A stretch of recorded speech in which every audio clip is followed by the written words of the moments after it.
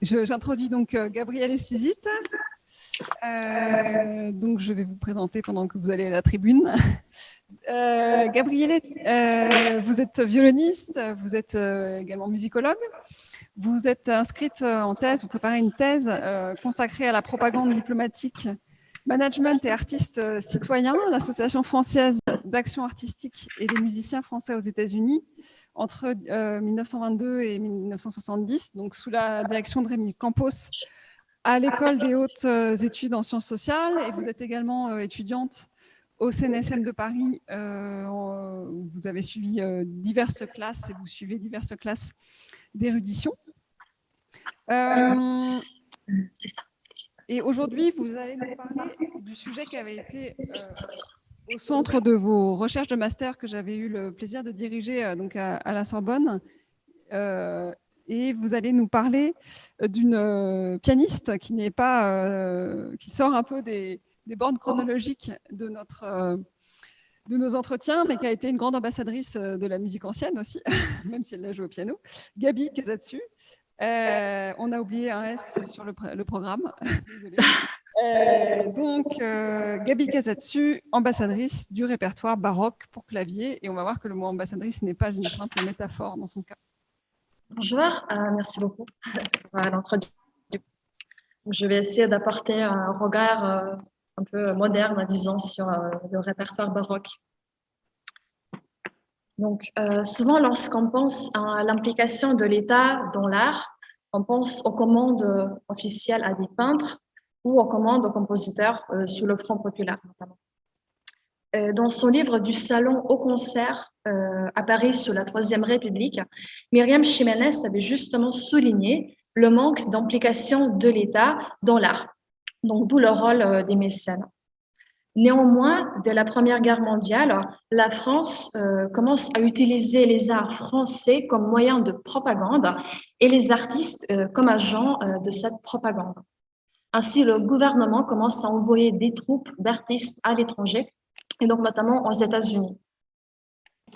Donc, la propagande de la France aux États-Unis se fait dans un premier temps par le choix du répertoire qui valorise la musique française moderne. Ainsi, les artistes comme Alfred Cortot, Robert et Gabi Casatsu et d'autres s'embarquent pour les États-Unis avec un choix de répertoire souvent résolument moderne. Donc, on parle de la musique de Debussy, Dukas, Fauré, Rimbaud, Ravel, Roussel, Schmitt, etc. Et ce qui est intéressant, c'est que les musiques modernes, baroques, y figurent également dans ces programmes de concert. Donc, le premier exemple, c'est celui de la Société des instruments anciens d'Henri Casatsu, qui fait partie des premiers groupes envoyés officiellement, en l'occurrence pour 3 tournées aux États-Unis entre 1917 et 1919, sur un bateau qui ne transporte que des officiers et des artistes.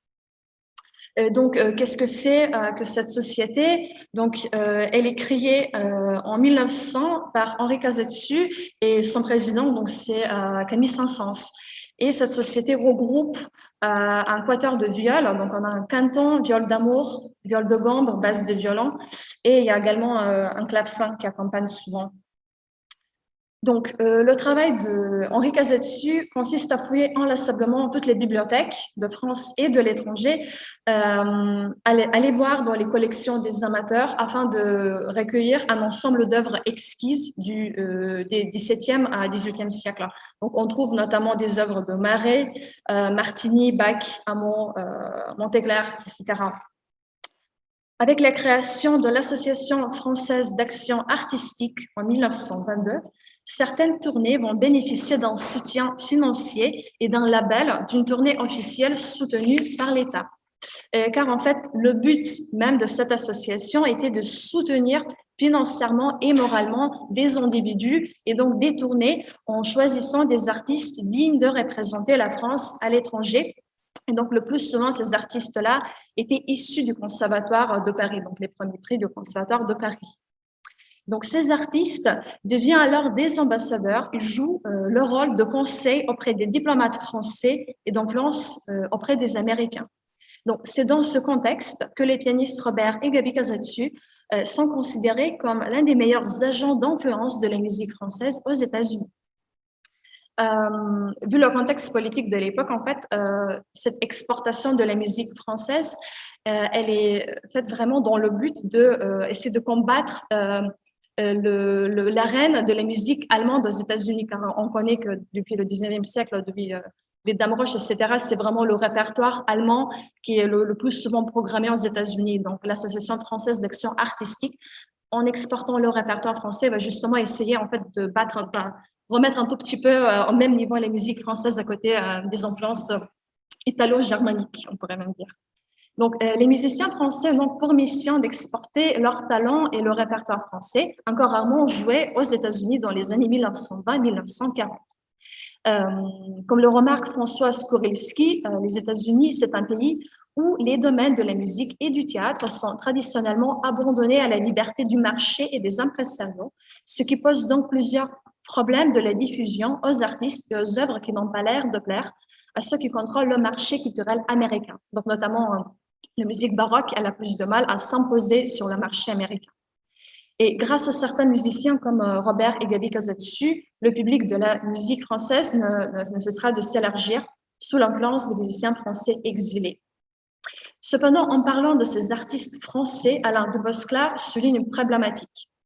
Est-ce que ces artistes ont véritablement accompli une mission d'influence sans se contenter seulement d'assurer leur carrière d'artiste? Il faut mentionner que dès 1940, Alfred Cortot remarque que dans la plupart des cas, les programmes établis par ces artistes l'étaient plus exactement à raison de leur succès personnel que de la défense de l'école française. Donc, dans cette communication, on va bien évidemment s'intéresser au cas de Gaby Kazetsu et surtout donc, à son rôle d'ambassadrice. On va également essayer de voir quelle place occupe la musique ancienne dans son répertoire. Mais avant cela, je voulais surtout faire un petit saut quelques années auparavant, donc à la fin du 19e siècle, et de s'intéresser rapidement à son professeur, Louis Diemer. Et oui, donc concernant aussi les sources que je vais utiliser aujourd'hui, donc je travaille principalement sur les archives du ministère des Affaires étrangères, sur le fonds Montpensier de la BNF, et je vais aussi utiliser des sources que j'ai collectées aux États-Unis. Donc, Christiane Becker-Derex, qui a donc dédié la thèse à Louis Diemer, a justement souligné en fait qu'on attribua longtemps à Wanda Landowska le premier rôle dans la résurrection du clavecin et du répertoire préclassique, mais en réalité, les concerts de clavecin existaient en France depuis bientôt 20 ans lorsque Wanda Landowska donna ses premiers récitals à Paris au début du XXe siècle. Donc, tous les deux, les premiers prix du Conservatoire de Paris, Robert et Gaby Kazetsu ont bénéficié des conseils de Louis Diemer, tout comme Édouard Rissler, Alfred Cortot, Yves Nat, Vlado Perlamouter ou Lazare Lévy. Pianiste virtuose, réputée supérieure à Thalberg, Diemer possédait mais dépassa cette vélocité chère à Saint-Saëns et à Planté, donc l'idéal déclamatoire de clarté, vertu cardinale de l'art français, s'harmonisant chez lui avec la variété de moyens d'une technique transcendante. Donc, on verra que le jeu de Gaby s'inscrit certainement dans cet art déclamatoire de clarté, si souvent associé à l'école française de piano. Donc, très brièvement, j'ai fait une petite chronologie. Donc, en fait, Louis Diemer, déjà à la fin du 19e siècle, en fait, il commence à s'intéresser au répertoire, par exemple, de Couperin. Il joue notamment sur le clavecin de Taskine lors de l'exposition universelle. Et ils se rend aussi à la bibliothèque du Conservatoire de Paris afin d'essayer de retrouver la tradition et l'esprit de l'instrument dans les ouvrages du passé.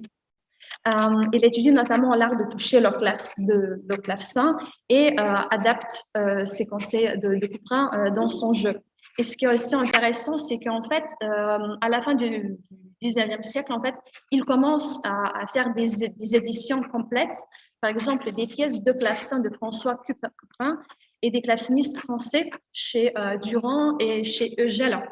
Et donc, pourquoi je parle assez longtemps sur ça, c'est que Gaby Kazetsu, lorsqu'elle va attaquer le répertoire de la musique française baroque, elle va prendre ces éditions-là. Donc, elle va vraiment se baser sur les transcriptions de Louis Diemer lors de ses interprétations.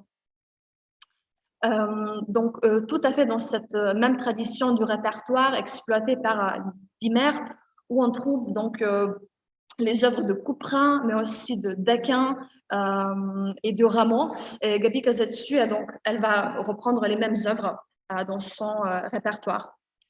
Et, on verra aussi tout de suite que dans le cas de Gaby Casadesus, lorsqu'elle part aux États-Unis, on voit qu'elle inscrit les œuvres donc, de Daquin et de Rameau. Donc, on voit le coucou de Daquin, mais aussi la musette en rondeau, le rappel des oiseaux et l'égyptienne de Rameau lors de son récital aux États-Unis en 1941. Et je me suis longtemps posé la question, en fait, bien évidemment, lorsqu'on voit ce programme de concert assez inattendu, qui n'est pas du tout donc unifié par une thématique, il s'agit d'un programme assez qui mélange plusieurs siècles de musique, et c'est aussi un programme assez chronologique. Donc, on commence par la musique ancienne, on termine par la musique donc moderne, qui est donc par Debussy et Ravel, et bien évidemment, elle s'attaque aussi au répertoire de Beethoven, de Chopin ou de Liszt. Et donc, je me suis longtemps posé la question, en fait, à quoi servaient en fait ces œuvres de Daquin et de Rameau, car on sait que Louis Dimer, qui était son professeur, il utilisait très souvent ces pièces, qui sont donc des pièces très virtueuses, à la fin de ses récitals, et il les bissait. Et donc, il y a même une lettre au pianiste Rissler. Et donc, Louis Dimer, il dit « Les clavecinistes ont fait fureur, comme toujours, lors de son concert à Londres. » Et notamment, ces pièces comme le coucou de Daquin, il les bisse ou trisse régulièrement à la fin de chaque concert. Gaby Casadesus, elle les utilise dans un autre mode, on pourrait dire. Elle commence par ces pièces, et il y a quelques jours, je me suis dit, en fait, c'est presque comme l'usage au baroque, en tout cas à l'époque baroque, on commençait les concerts par préluder, c'est-à-dire on essayait d'essayer l'instrument, et j'ai trouvé aussi dans les témoignages de son époux, Robert Casadesus, en fait, lui, il commençait ses récitals par les sonates de Scarlatti, et il s'est chauffé carrément avec cette musique-là baroque afin d'attaquer les sonates de Beethoven. Donc, on peut supposer aussi que dans le cas de Gaby Casadesus, elle prélude avec les œuvres baroques afin d'attaquer, disons, le vrai concert avec les grandes œuvres romantiques qui sont vraiment attendues par les Américains à l'entre-deux-guerres.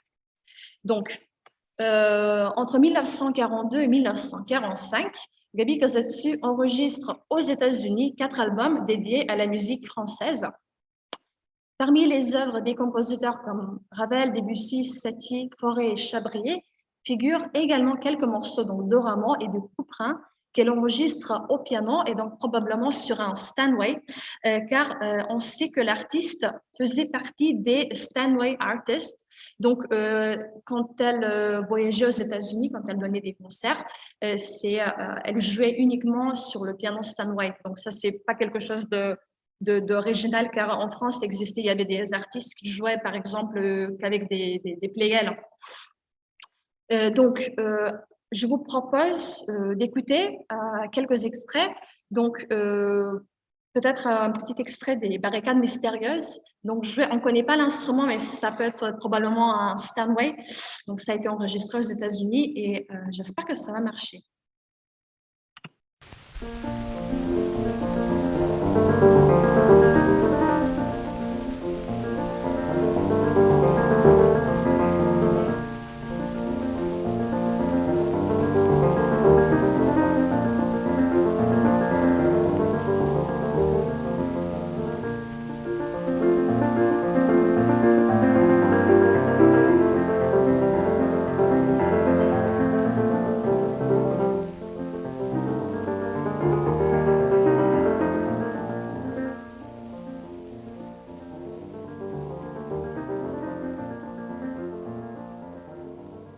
Vous avez peut-être remarqué l'utilisation de la pédale qui englobe. Et juste un petit extrait de Rappel des oiseaux.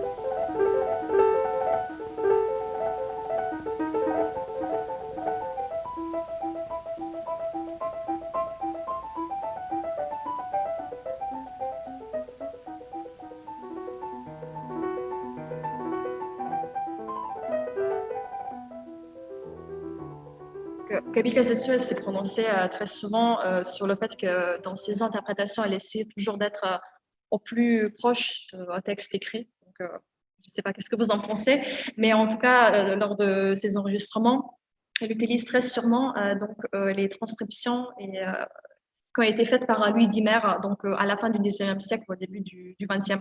Donc, j'ai pas encore eu l'occasion de voir ces partitions, mais elles sont les exemplaires des partitions utilisées par Gaby Casetsu sont dans le fonds Robert et Gaby Casetsu à la BNF. Donc, je vais sûrement essayer d'aller les consulter pour voir à quoi ça correspond. Un témoignage d'un journaliste présent à son concert aux États-Unis en 1944, donc un peu plus tard, atteste toutes ces qualités de la pianiste et remarque même que l'interprétation fidèle de Gaby aurait satisfait les compositeurs eux-mêmes qui auront été contents de connaître ou même de préférer au clavecin cette version pour piano moderne. Donc, j'ai choisi 2 extraits. Il suffit de regarder Madame Casetsu, donc vous pouvez la voir ici, pour savoir que son jeu sera fait tout de grâce, d'élégance, de charme et d'intelligence. Sous ses doigts prestes et légers, la musique ancienne de Dequin, Couperin, Rameau, retentit de façon à rendre plus que plausible l'hypothèse selon laquelle ces auteurs auraient peut-être écrit pour le piano au lieu du clavecin s'ils avaient connu les instruments perfectionnés de nos jours. Et l'autre extrait en anglais qui est juste en bas, qui est paru à Times Star de Cincinnati, dit justement qu'avec les pièces, en commençant son récital avec les pièces de Rameau et du Couperin, elle a vraiment présenté avec son style tout ce qu'il y a de mieux dans la musique, dans le style de l'école française du piano et donc bien évidemment dans le jeu perlé. Donc, j'arrive à ton point qui va durer quelques minutes. Donc, les multiples conclusions, en fait, qu'est-ce qu'on peut en tirer. Donc, quel est finalement donc, le rôle de cette musique baroque jouée au clavier? Donc, on est bien évidemment avant l'interprétation historiquement informée et c'est absolument pas le but de chercher quelque chose d'historique. Donc, on peut dire que cette musique correspond parfaitement à l'image que les Américains se font de la France. On a vu dans les 2 extraits de presse, en fait, on dit que cette musique-là, c'est vraiment l'incarnation de la France. Et aussi, on peut dire que, contrairement à la musique symphonique, qui était donc très à la mode aux États-Unis au début du XXe siècle, donc notamment tout ce qui est Sibelius, Brahms et les Russes, que le public américain avait l'habitude d'aller écouter à Carnegie Hall, la musique baroque n'était jouée que par une poignée d'artistes français et dont Gaby Casetsu est vraiment une rare représentante car dans les archives que j'ai pu étudier, on trouve vraiment rarement des musiciens français en fait qui abordent la musique baroque. Pour Robert Franck, les ambassadeurs culturels sont des médiateurs qui sont soit des acteurs intellectuels ou artistes, directement producteurs de culture, soit des agents, diplomates, missionnaires, marchands ou intermédiaires. Dans les 2 cas, ces médiateurs sont les principaux interlocuteurs dans les échanges culturels formels et informels. Et donc, par ailleurs, le rôle d'ambassadeur est clairement explicité dans la correspondance et dans les documents de l'Association française d'action artistique où on utilise vraiment les mots de musicien comme ambassadeur et on parle des résultats des missions pacifiques de l'art musical obtenues aux États-Unis. Donc, il y a vraiment ce vocabulaire presque guerrier qui est relié à l'exportation de cette musique donc moderne, mais aussi baroque.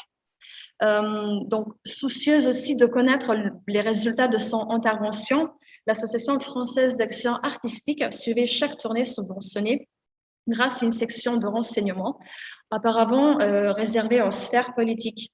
Et donc, les artistes devaient rendre compte de leur succès obtenu et de mettre au courant du résultat de la tournée aux États-Unis. Et donc, comme le dit Alfred Cortot Robert Bruxelles, donc, qui était le directeur de l'association, après sa tournée, je cite, « J'aurais mille choses à vous dire sur les conversations que j'ai eues avec nos amis ou mandataires et les impressions que j'ai pu recueillir au cours de mon voyage. » Donc, engagement de Corto, il est célèbre.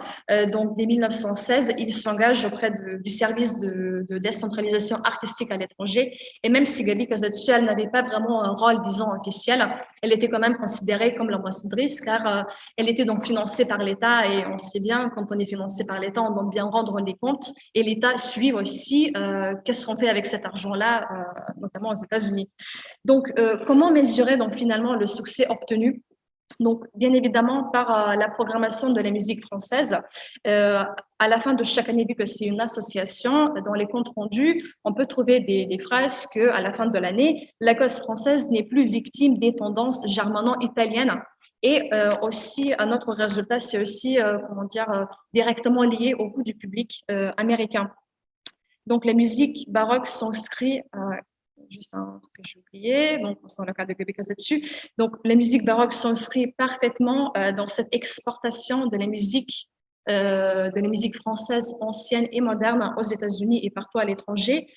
Et on peut dire aussi, il y a un autre cas que j'aurais pu aborder, mais on n'a pas le temps. Donc, c'est aussi le cas de Nadia Boulanger, qui, notamment en 1937, se rend aux États-Unis afin d'enregistrer un disque de la musique française avec la princesse Edmond de Polignac. Donc, elle va aussi aborder le répertoire de Ramon Schütz Monteverdi. Et c'est vraiment les quelques rares cas, en fait, des artistes français qui ont finalement exporté cette musique. Je pense que j'ai tout dit. Merci beaucoup.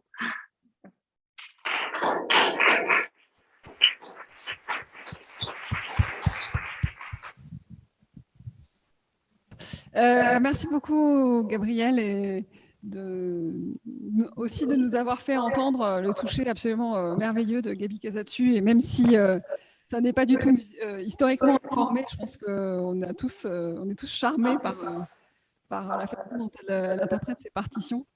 Je pense qu'il doit y avoir des questions dans la salle ou dans la salle virtuelle. Je me connecte pour voir. Voilà.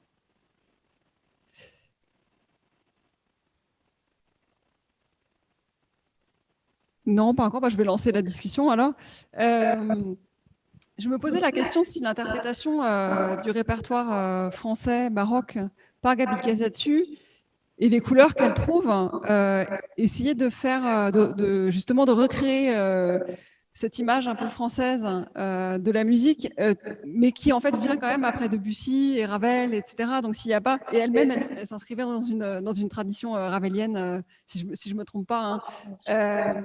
Et du coup, est-ce que vous avez l'impression que, d'un point de vue pianistique, la façon dont elle interprète ses pièces, quelque part, revisite ce répertoire ancien à la lumière du répertoire pianistique plus récent, dans le toucher, dans la façon dont elle crée les couleurs, enfin notamment dans les barricades, parce qu'on dit souvent la musique française, c'est le jeu perlé, etc., mais c'est aussi une vision très coloristique des timbres. Et du coup, je me demandais comment ça avait pu l'influencer, en fait, comment elle s'était créée son image sonore en fait, de ce répertoire qu'on jouait peu à l'époque. Ouais. Donc, vous avez bien entendu lors de dans les deux exemples que je vous ai mis, en fait, son approche, elle est, comment dire, elle y va franchement. Elle a une approche très individuelle aussi du répertoire et même l'utilisation de la pédale qu'elle a. On retrouve les mêmes intentions lorsqu'elle aborde le répertoire de Ravel et de Debussy. En fait, elle fait pas vraiment la distinction entre les deux. Et en fait, lorsqu'elle comment elle est donc comment le public américain la regarde vraiment comme la pianiste française par excellence qui exporte donc le toucher français, donc le jeu perlé. Et donc c'est ça aussi encore une fois qu'on retrouve. Mais par exemple contrairement à son mari Robert Casatsu, elle a le toucher aussi moins rigide, moins sec. Et donc, ça se passe aussi par l'utilisation de la pédale, mais aussi par le toucher qui mélange le jeu perlé. Et j'ai pas pu aborder parce que j'avais pas le temps, mais en fait, à la fin de sa vie, elle fait un cahier d'exercices qu'elle appelle ma technique quotidienne. Et en fait, au tout début, on retrouve vraiment les gammes, les arpèges qui m'ont semblé vraiment faire le lien avec le répertoire avec les musiques baroques, en fait. Donc, oui, effectivement, Je pense qu'elle ne fait pas vraiment la distinction entre les deux et c'est absolument pas du tout ce qu'elle cherche. Et quand elle joue par exemple du Beethoven, ça donne quoi? Oui, bah justement, quand elle joue du Beethoven, donc ça c'est une autre problématique dans le récital. Après, elle enchaîne avec Beethoven et justement, elle est gravement critiquée car les critiques disent en fait qu'elle reste très française dans Beethoven. Et encore une fois, donc ça c'est les questions absolument genrées que j'ai pas pu aborder, mais effectivement, on va lui rapprocher d'être trop féminine car trop française dans les musiques allemandes. Donc, c'est des vraies problématiques, je n'ai pas pu l'aborder, mais justement dans le récital, après, vous avez vu, il y avait la sonate de Beethoven, et dans la citation qui continue, elle disait, donc bien évidemment, après ce jeu très français, elle a gardé lors de la sonate, et ça ne marche plus du tout. Donc, voilà. Il faudrait vérifier sur... En fait, il faudrait analyser les enregistrements pour voir ce qui a pu susciter, à part l'image et évidemment un sexisme ordinaire dans la musique. Est-ce qu'il y a d'autres questions dans la salle? Je ne vois pas dans le...